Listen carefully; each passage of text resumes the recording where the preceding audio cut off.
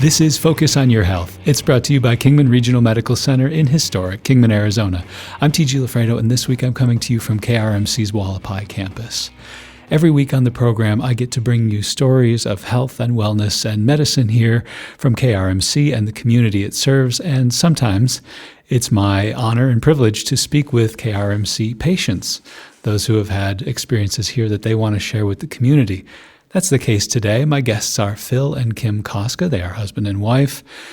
And this is sort of a story about vaping, but it's also really a story about life and death. Phil and Kim, welcome. Thank you for being here. Thank you. Thank you for having us. We should set the context. Kim, you were a cigarette smoker for quite some time. That's correct. Probably about 30 years or better. And at some point you decided to start vaping, right? I did. It was more socially acceptable in the environments like the restaurants and stuff like that. Yeah. You could go through TSA with vape, and they make them yummy. So it was more socially acceptable, and they were yummy. I don't know about you, but when I see bubblegum flavor vape, I think that that's aimed at one demographic in particular. And that is correct. And here I am, I'm 55 years old, and I should know better. I did this for 2 years too long.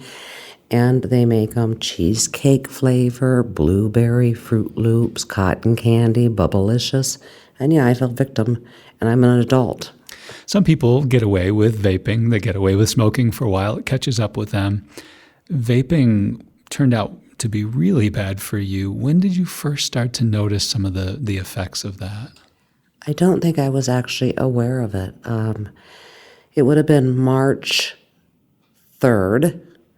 I went to Vegas for my grandchild's baby shower, and I was kind of like lethargic and kind of not all the way with it in my mind, I guess. And my mom and my husband both said, "Boy, you must not be feeling well today." And I had already started getting hypoxic, so I didn't know. Hypoxia is lack of oxygen. So that's very vague memories for me. So from the 3rd of March. Phil, Kim's memory of that is vague. What's your memory of it when she wasn't quite herself? There were episodes where I didn't understand what hypoxia actually was, but there were, there's medications that can cause, symptoms where you say things that you don't understand. And there were times where Kim would say things that didn't make sense. It was just gibberish, and it was really the week leading up to the incident. And I remember she came out in the hallway one day and she said, "Hey Phil, did you put the sand in the frames?" And I was like, "What are you talking about? I have no idea what that means." And then she said, "Yeah, you got to circle it with blue for Instagram." And I'm like, "I don't know what that even means." And so I didn't know. She looked kind of tired and wasn't really herself, and was really kind of lethargic. But we didn't see the symptom. We didn't understand what was actually happening to her until, we got up till the 10th of March, and she was having trouble breathing, and she was, almost like hyperventilating. She just said, "I can't take a deep breath," and we just kind of treated it like, respiratory, just not breathing right. Or maybe some kind of infection, something like that. As we thought, upper respiratory infection maybe. Everyone's been through COVID, so we kind of knew what to look for. And Actually going to Walmart to get me a vaporizer. I don't have a recollection of this, by the way. He said he was going to, by my request, to go get a vaporizer and some Vicks because I was going to Band-Aid myself up. And, of course, he said I was talking gibberish. It would be like, he said that I sounded like a drunk person, slurring my words. And you really don't remember that? I remember none of this. I just, depend on him. Yeah.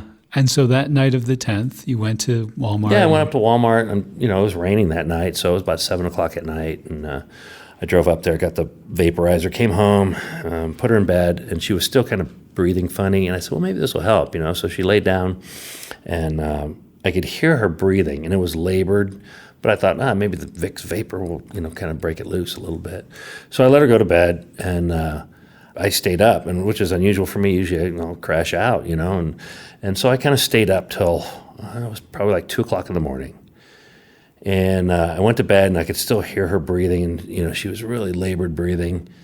About an hour later, I felt her get out of bed. And so at that point, it's about 3 o'clock in the morning. And she's wandering around in our living room area.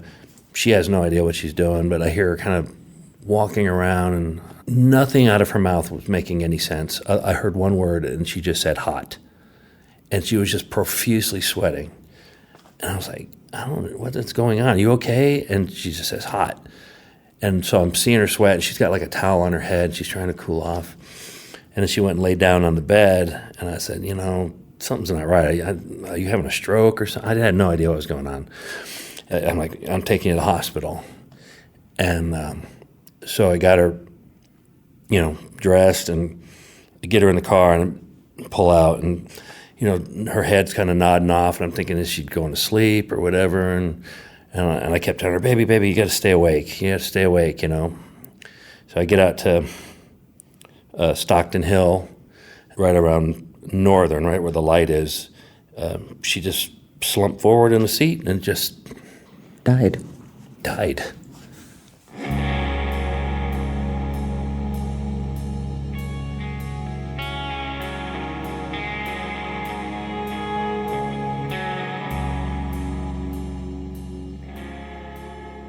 I got on the phone with 911, and I'm, trying to, I don't know, I'm just begging for help, I'm telling them she's dead in the car, I'm freaking out. I thought, well, I got to get her to the emergency room, and then there was an ambulance there, and they were unloading their gurney or whatever, and so I came in to the ambulance bay, and I was flashing the lights and honking the horn. They rolled down the window, and I said, I need help. My wife's not breathing. And she reached through the window, and she just felt for a pulse, and immediately, the door flew open. And I don't know who that girl was. I don't know if she was paramedic or who she was, but pulled her out of the car and immediately started doing CPR. And from my understanding, there's a code that goes out in the hospital, and that type of situation happens. And it was all hands on deck. I'd never seen anything like that in my life. So immediately there was it was like an army of people started coming out of the emergency room, and all Heroes. Heroes. Heroes. There was 3 people, and then there was 5 people, and then there's 10 people. It just seemed like this army of people came out there and just trying to revive her, and it was at least 10 minutes where they were trying to do CPR right on the ground. It was just out on the ground, on the cement, just trying to revive her. And they asked you how long I was without yeah, oxygen. they kept asking me, is she on any medication? And I was like, no, she's not really on anything. I gave her an antibiotic for upper respiratory and maybe some cold medicine, but that was it. And they said, how long is she without oxygen? And I'm thinking, well, I was moving pretty good, so I'm estimating probably 4 minutes, and so but I don't understand why they're asking me these questions, because later on they explained it that your brain only goes for so long, without oxygen, but I didn't realize that she had been oxygen deprived for so long.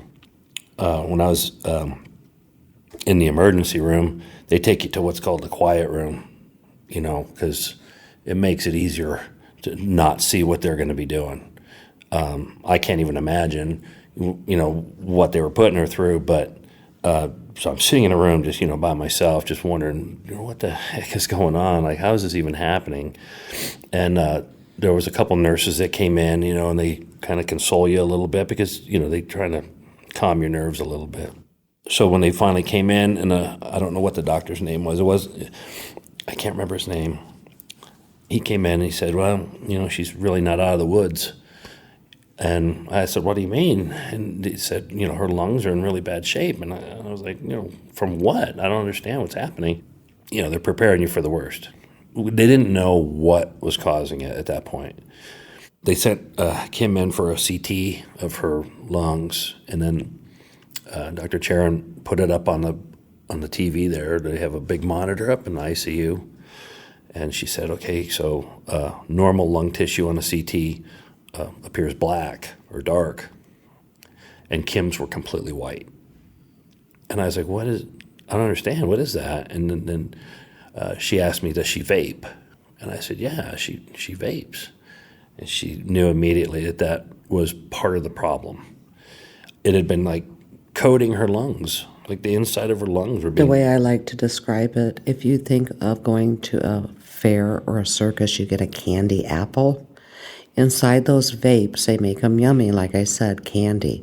So they're using candy flavorings, which ultimately will crystallize your lungs and collapse them, which led to respiratory failure, which always leads to heart attack. Right. If you have that candy around your lungs, you're not going to be able to breathe up and down.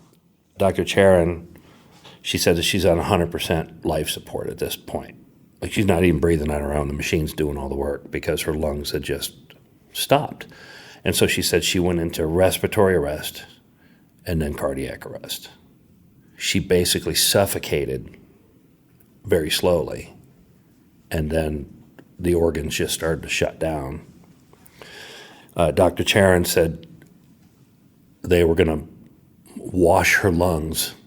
Like, I never even heard of such a thing, that there was even a procedure to even do it. And she said she needed to get in and look at the lung tissue and see what exactly they were dealing with. And so... She's a hero. She's a rock star. She is a rock star. Yeah, I mean, for the... And I apologize because I don't remember all the people in the ICU. You've been through a lot. We don't expect you to remember everybody's name. Yeah, but the people who were there know who they are. If you're just joining us, this is Focus on Your Health. I'm T.G. Lafredo. This week my guests are Phil and Kim Koska. Kim was a longtime smoker who switched to vaping, which led to hypoxia, and this oxygen deficiency nearly killed her. Kim was confused and incoherent from a lack of oxygen, and on a 3 a.m. trip to the hospital, she stopped breathing.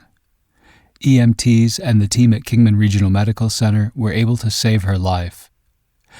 This is a story about the dangers of vaping, but more than anything, it's a story about getting a second chance. I was told by some of the nurses up there on the ICU floor that, that they can hear you talk to her, so every day. We were getting get well cards from family and stuff like that, so I'd read them to her, And I kept telling her, hey, we're going to have our first grandson, and, you got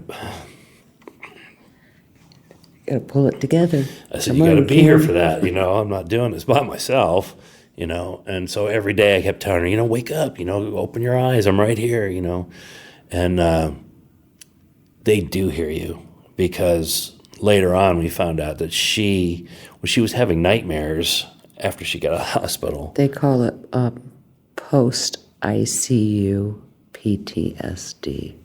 Yeah, that's what they kind of referred to it as. And so she was having these like strange nightmares, and one of them was that she could hear my voice talking to her, and I kept telling her to open her eyes, but she couldn't open her eyes, and she felt like I can't see, I'm in the dark. And I said, Kim, I was telling you that while you were in the ICU. So, and I think they do hear, I'll be honest with you. I don't know how far down they take the, subconscious, but I truly believe they hear things, because, I would rub her feet, and like I could watch her eyelids kind of react. I know she's in there. I know you're hearing me, you got to pull through on this thing. And, I had high hopes. I was like, no, she's not going yet, At exactly 7.5 days, she came off the ventilator. She didn't know where she was. First off, she didn't even know how she got there. But I thought it was interesting because she wanted to sing. I thought it was, she's like, I just want to sing. And I was like, oh, okay, what do you want to sing? And she's like, Hakuna Matata. And I'm like, did you ever see that movie? Did you see Lion King? Ever. How do you even know that song? Ever. Right? She never saw the movie. So I don't know how she knew what that was. I don't know if there was a nurse singing it or whatever. So I put the song on the phone, and she's just singing away. And I'm like, I don't even know how you know the words, but this is kind of cool, right? We said that you don't have a memory of, now at this point it would be a week and a half, 2 weeks, right? Because of, before the episode. What's your first memory coming back? Well, my first memory was seeing him, actually, because I know my husband, but I didn't know who my mother was. I didn't know what state, town, where I was at, or why I was in a hospital. So there was panic and fear. And I kept telling everybody I fell down and hit my head. That's what I truly believed I did. Because my family calls me Lucy Jr. I'm a klutz. I really am a klutz. And so I thought I fell down and bumped my head. Have you ever been in a swimming pool and somebody dunks you? And you're trying to come up for air? It's really, really foggy. It's a fog. So I call it the hospital fog. And the memories that I do have, I don't know if they're real or not real. And so you check with Phil a lot to say, Always. Did this thing happen? Yeah. And he'll say, babe, that's your memory. He says that did happen. As you made your way out of that hospital fog, what was your recovery like? Well, I got home and I physically could not even bend over or put a shirt on. They broke my ribs and my sternum doing the CPR. Phil would have to cradle me like a baby to get me out of the bed and assist me. It was tough. I couldn't even hold a hairbrush. So to pump soap, I couldn't do it. I had to get the old-fashioned bar soap. So to put my shoes or anything on there, no, there was no way. And so when I got home, the memories there didn't exist because we were in a brand new area. So I didn't know where I was. And I kept looking out my bedroom window, which I know is my bedroom now, but I couldn't figure out where I was and how did I get here and why am I here? And it was just very confusing, and it stayed that way for quite some time. Kim, tell me about rebuilding your strength and trying to make your way back to normal life after all this. Well, it was very difficult healing. The walking was difficult. I had to use a walker. And a lot of times I didn't want to eat or drink because it hurt too much to get up out of the bed. So the headaches, the broken ribs, the CPR, everything hurt. And so I just did self-healing. Like Phil said, I wanted to sing, so he got me a microphone for the house, and I did karaoke. So that was a lot of my healing, as I would just belt one out. And when I say belt one out, I mean the dogs in the neighborhood probably howled. That's pretty true. I'm not very good karaoke, no. And then it was baby steps, honestly. Walking around the furniture like a toddler, using the breakfast nook to walk around, holding onto the furniture, having the walker. Thank God my husband's bigger than me. I mean, thank God he's a big man and he could pick me up. It was baby walks down to the mailbox.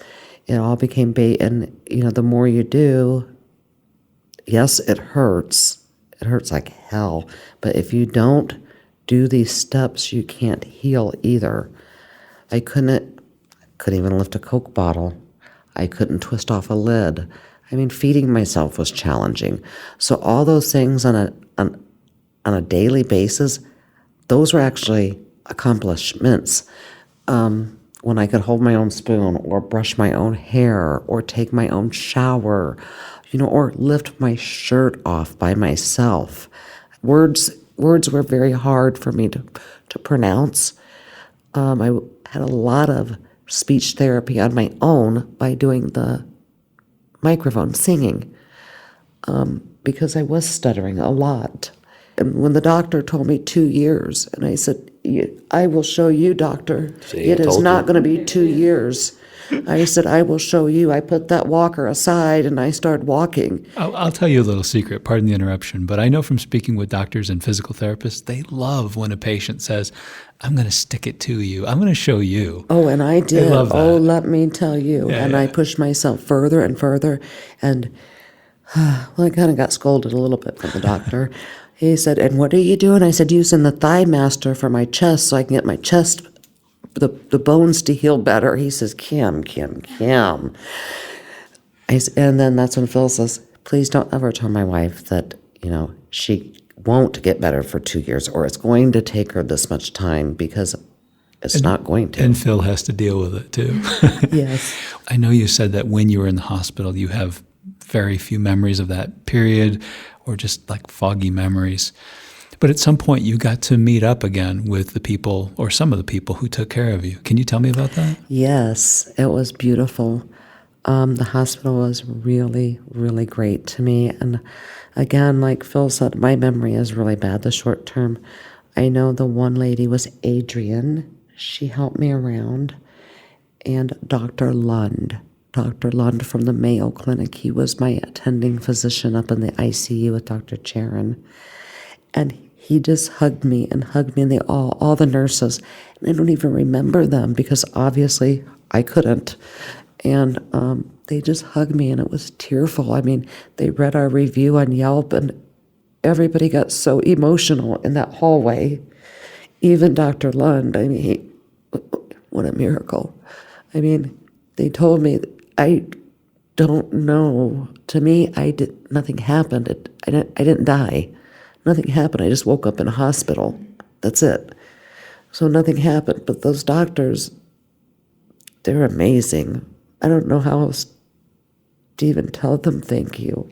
Phil, what was that like for you when you got to meet up with those folks after the fact? Now she's up and walking around. And Yeah, so remember I told you there was like an army of people, Yeah. and I don't know who they are. They're just doing their job.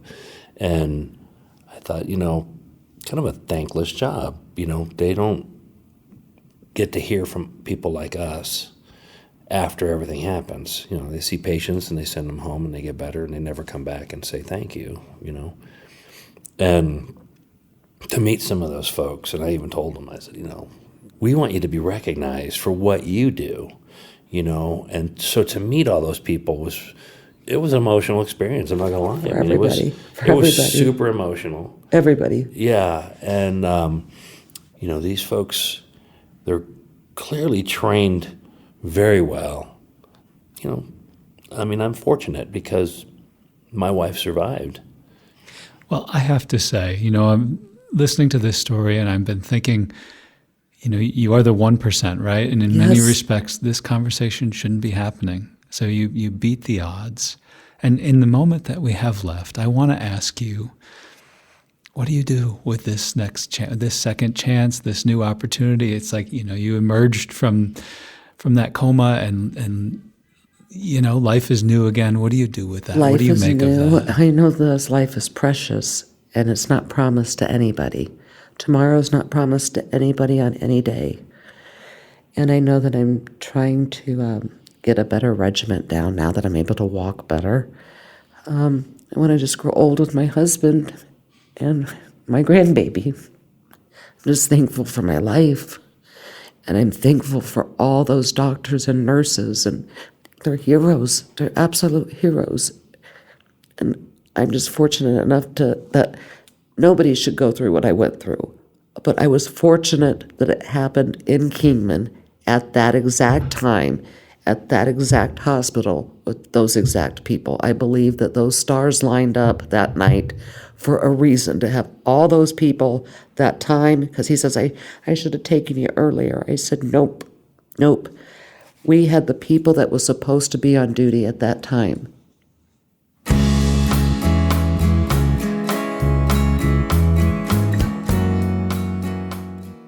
Kim Koska, Phil Koska, thank you so much for sharing your story. It's been a pleasure. Thank you. Thank you.